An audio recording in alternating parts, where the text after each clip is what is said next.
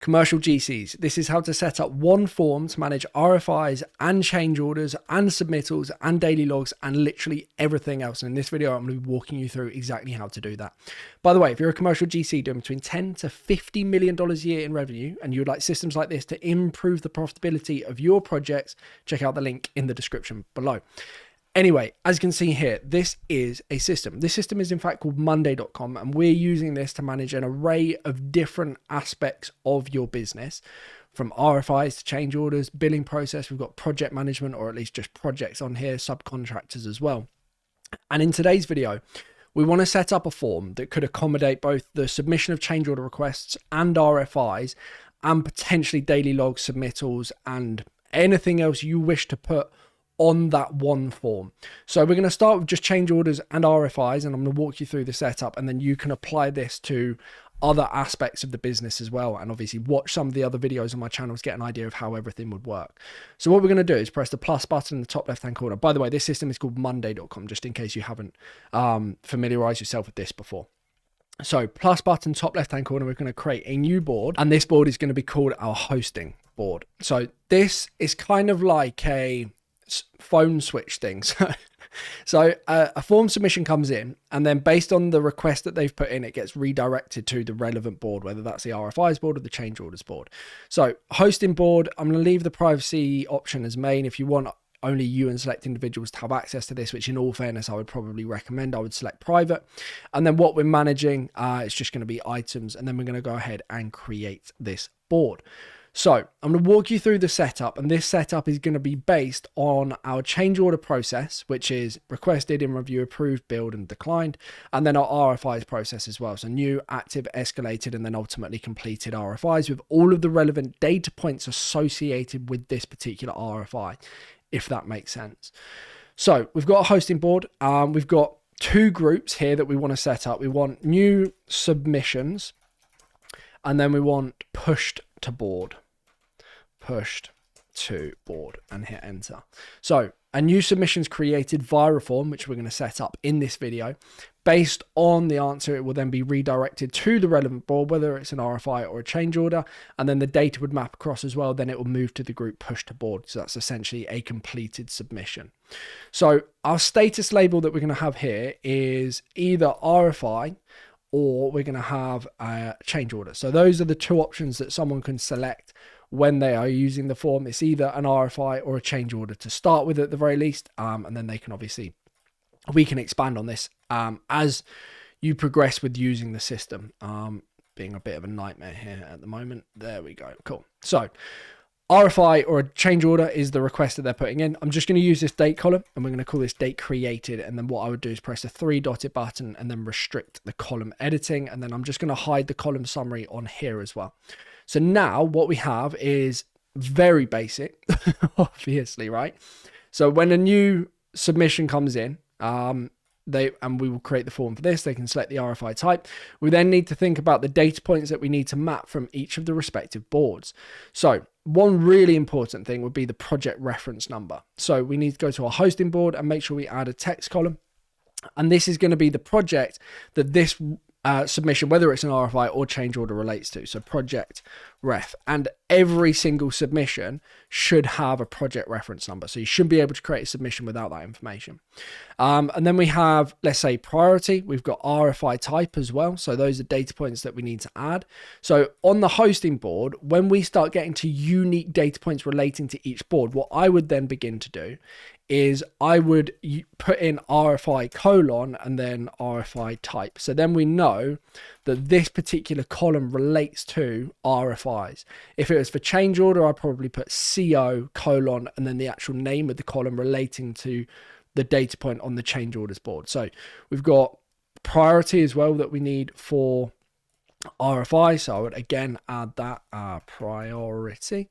There we go. And then it would be RFI colon priority, and then I'm going to go ahead and hide the column summary there as well. Awesome. And then just I'm looking for more data points. So submitted date, needed by date is going to be a good data point for the request that needs to be put in. So we have another date column, and this would be RFI colon needed by date. Hit enter. What else we got?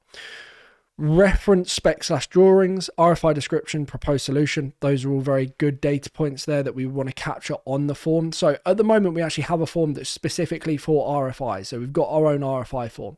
The reason we're creating this hosting board form, by the way, probably should have explained this earlier, is because it's such a nightmare when you've got multiple forms and people have to go to multiple different places to find the form that they're looking for in order to submit it. Whereas if we can have a hosting board or just one form that everyone goes to, essentially like a global form, and they can submit anything they want from that form, it becomes a lot easier. Now, why is that important? Because then change orders don't get missed and RFIs don't get missed, submittals don't get missed, because people can always find the link. There's only one link. We're just reducing the amount of friction associated with making submissions, making it as easy as conceivably possible for your team, the external team, to submit information to you guys to then process. The less friction there is, the easier it is, meaning RFIs don't get delayed, change orders don't get missed, you're not eating the cost, projects aren't held up as a result. That's why we're doing this today. Hopefully that makes sense. So we need some long text columns. This is going to be for RFI, long text and long text. There we go. So I can't remember what the names were. It was reference spec/drawings, RFI description. So I'll go RFI colon, and then it was RFI colon description. And then what was the final one? Just checking here. RFI colon proposed solution. Cool. Yeah, enter. And then go back to RFIs. What else have we got? Data's created. Attachments we probably need. So RFI attachment. So we'd add a files column that again can map over. So that's not a problem. RFI colon attachments. Hit enter. RFIs, what else? Subcontractor is probably going to be a useful data point to track. So we might have the subcontractor name, email, and phone number as well as different data points here. So we would have email, we would have phone. If they're a subcontractor, they might not necessarily be. So you might have a question saying, are you a subcontractor, or is this an internal thing? And then we can ask the questions, or we could just have request a name, email, phone. But we'll follow the RFI setup for the time being. Again, if you are a commercial GC doing between $10 to $50 million a year in revenue, and you want something like this, we can customize it and set it up to fit your needs and your criteria, have it very bespoke to you as a business. So I'll just say RFI subcontractor name, copy that. Then I'll just do the same for, as opposed to name, it'd be phone. And then again, same here for email, subcontractor email. Cool. So now we have our data points for RFI related information, more or less. There's going to be some stuff that needs to be tweaked. Again, this RFIs board is relatively basic as well. The RFI type we don't have. What I'm going to do actually is I'm going to save this as a managed column, and then I don't have to recreate all of the column data points. I can just add it directly into the board. If I go to add column to the right, and then I'm looking for managed columns, and then the one I want to add is the RFI type. Nice, that's quite sophisticated bit of monday.com kit there. There we go. And then I'll just hide the column summary.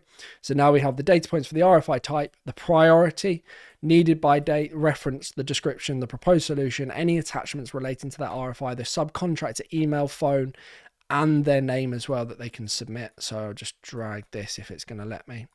There we go. Put that there. Cool. Name, email, phone. Nice.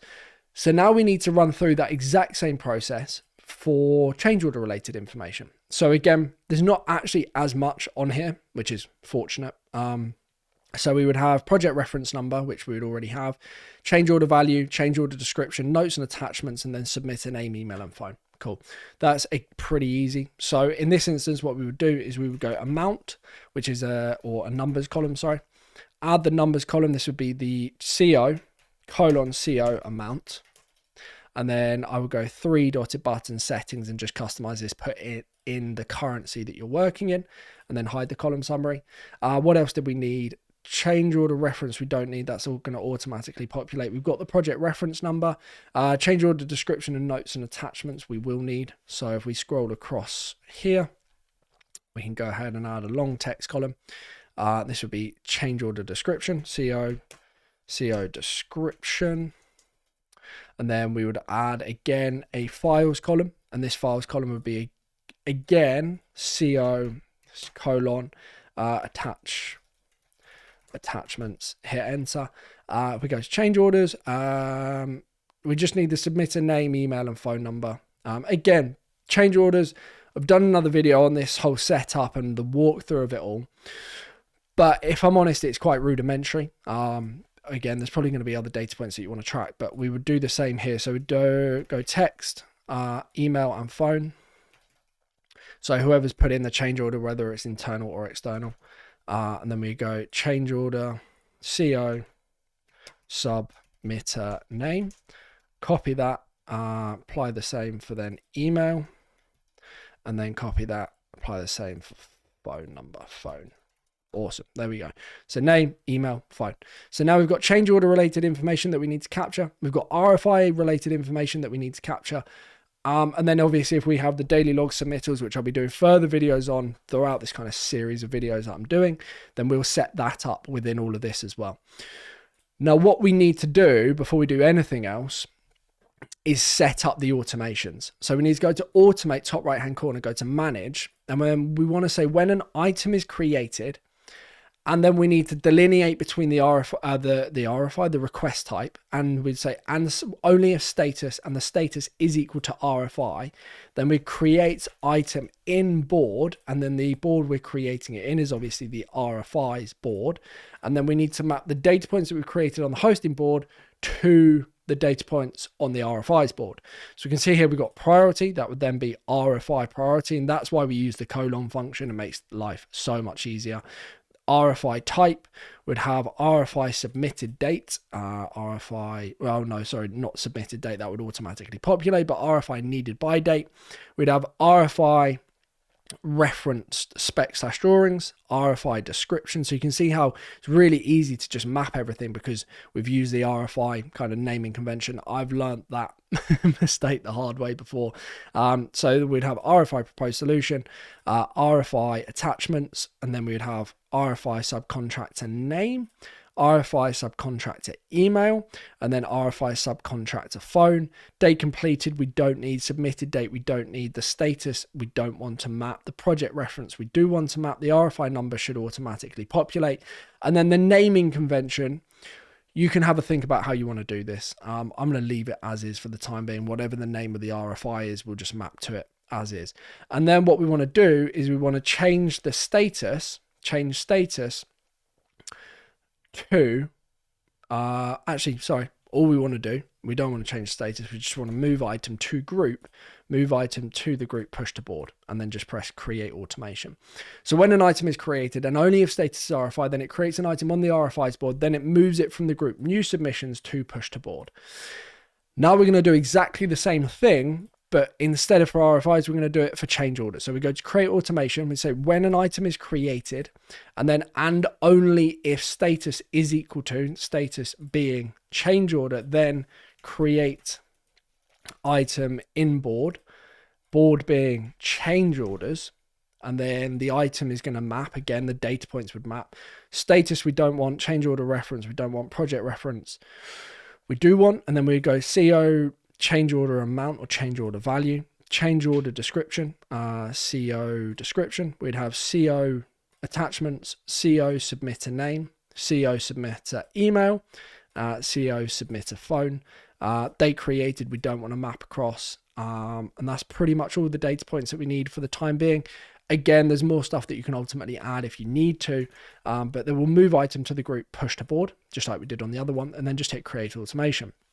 So now we are pretty much there. The only thing we then need to do is go to add view. We need to create our form. Now this is our global form. This form will be distributed for every single submission, whether it's a change order, an RFI, and then we can obviously add submittals, daily logs, other billing requests if we want to, all directly into this. So I'm going to go to edit form, top right hand corner. I'm going to change the name to global form. And then, or I'll call it CRM Crew Global Form. It could be your business name there if you wanted it to be. And then the RFI name, we obviously want is not going to be it's not going to be called RFI name. It's just going to be name. Don't need the person, so we can delete that, delete the question. We don't need the status. Oh, sorry, we do need the status. We're then going to go question settings and we're going to go required. And then we're going to put submission type. Okay. So they add the name of their submission. So again, we'll just make that required and I'll come on to what that's going to look like in a moment. I would probably put the project reference above the submission type because every single submission is going to have a project or should be related to a project. It might not be. In some instances, it might not be. So again, we would then need to just adjust the conditional logic. But then they would put in the submission type. Date created, we can hide. We don't need that on here at all. So I'll just probably push that down to the bottom. And then what we need to do is set up conditional logic. So the RFI type question settings is going to be required, but only on the logic that the submission type is equal to RFI. And then we're going to go ahead and just leave it as is.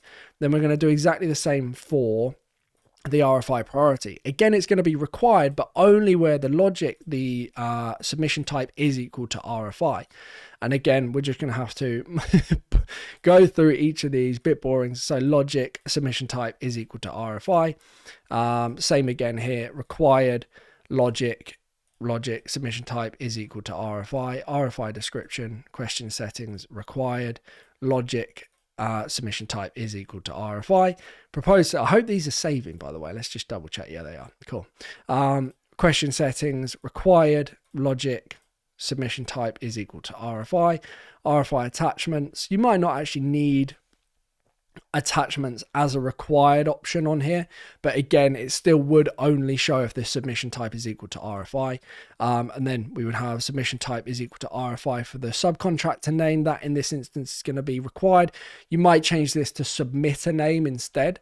As subcontractors, an RFI might be submitted internally, or at least potentially anyway. So we'd have subcontractor email, again, RFI or submission type is equal to RFI. Same again for phone. We're getting there. No, we don't want to hide the question. We want to make it required. There we go. And then the logic being submission type is equal to RFI. And now we're on to our change order stuff. So same principle applies. Question settings be required, but based on the logic only if the submission type is equal to change order. Again, question type, question settings, we want it to be required, but the logic being that only if the submission type is equal to a change order. Change order attachments, question settings might not be required in this instance, but submission type would be related to a change order. So these, essentially we're saying that these questions are only going to show if the submission type is equal to change order. I've probably said that multiple times now, but then we go to submit a name, submission type is equal to change order. Submit email, yes, again required, logic being only if the submission type is equal to change order. And then finally submit a phone is going to be required, but the logic being that it's only submission type is equal to change order. So now we've set up a load of conditional logic to ask questions based on the data points that they've entered in, or at least the submission type has been entered in. Now this can be taken further as well, because, and the nice thing about this is we can have conditional logic within conditional logic. So if a question about an RFI is asked and then they want more details about that particular thing because they've selected that option for that particular RFI, then we can expand and extrapolate and collect further information as well. But now what I'm going to go ahead and do is I'm going to go ahead and press preview. This is what our form is going to look like. So they have a name. We can enter in the name of the submission. We don't necessarily need to do this, but I'm just going to call this example change order. And then the project reference in this case is going to be 54321. And then the submission type is going to be a change order. And then it's going to ask me a load of change order related questions, exactly how we've set it up. Now you will notice here that the naming convention is CO:/CO amount. It's exactly the same as it is on the columns on the actual submission table. You can change these. If you go to settings and just make sure that sync questions and column titles is unselected, and then go ahead and edit, you can just click in and just say remove the colon bit. So if I go and just change that to, oh, don't know what's just happened there. So RFI type as an example. If I do the same here for change order amount, I could just remove the whole thing and call this change order amount.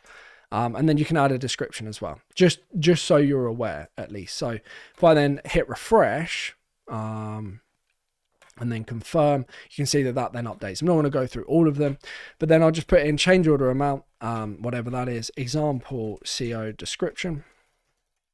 I'm not going to add any attachments. I'll put in name, email, and then phone. There we go, 077777777. That should hopefully do the job. Maybe not too many. Yeah, there we go, cool. So once I then hit submit, it's going to create a new record on our main table. The automation is going to run, and you can see the data points relating to the change order have pulled across. Should then create a new change order record, which it has done on our change orders board, exactly as you can see here. We've got example change order. It's all the project reference is pulled through. It's automatically connected to the project. It's automatically created the value, and then we've also got the change order description and the person that submitted all of this information as well. And the notes and attachments would have pulled through if we had added them. Now the project manager relating to this particular project, based on the project reference number that was provided, can then be notified to say that a new change order request has come into the system and that they need to review the information as soon as possible. They can then go to the board here once they get the notification, say, yes, this is now in review. I am reviewing the change order. And then once it's been approved, it then creates a new record on the billing process, which is for the finance team. They can then go and create the invoice, send the invoice, track the invoice, and then ultimately once the invoice is paid, they can log that. You then have the billing dashboard, again, separate video, but you can see cash flow and everything else relating to this. And then this is exactly the same for RFIs as well. So if we use the hosting board, same form, one link to submit RFIs, a new RFI gets created. You've then got new active, escalated, and ultimately completed. Automatically connects to the project, automatically assigns the owner, or at least the project manager. So if we just change that to PM, and then they get notified when a new RFI comes in for a project that they've been assigned. Again, we're managing the project managers relating to the projects on the projects board. You can see how sophisticated this can become, but ultimately the amount of time we're saving, the increased efficiency of managing RFI change orders, and then if we expand on this, daily log submittals and everything else, means that you're more profitable per project. RFIs are not getting delayed. Subcontractors are not sitting idle as a result. Change orders are being tracked, processed, ensuring that you do not cover the cost of change orders, or change orders are being missed, meaning you're eating those costs and consequently your profits declining. All of the data being submitted, all via one sophisticated form. So that's how to set it up inside of the system. I appreciate I've rambled on quite a lot. If you are a commercial GC doing between $10 to $50 million a year in revenue and you want systems like this for your business, check out the link in the description below, book a call with me, and we can discuss how we could implement systems just like this for you. Hopefully this has been helpful. Thank you for your patience watching this video, and hopefully I'll be speaking to you very soon. Thank you and goodbye.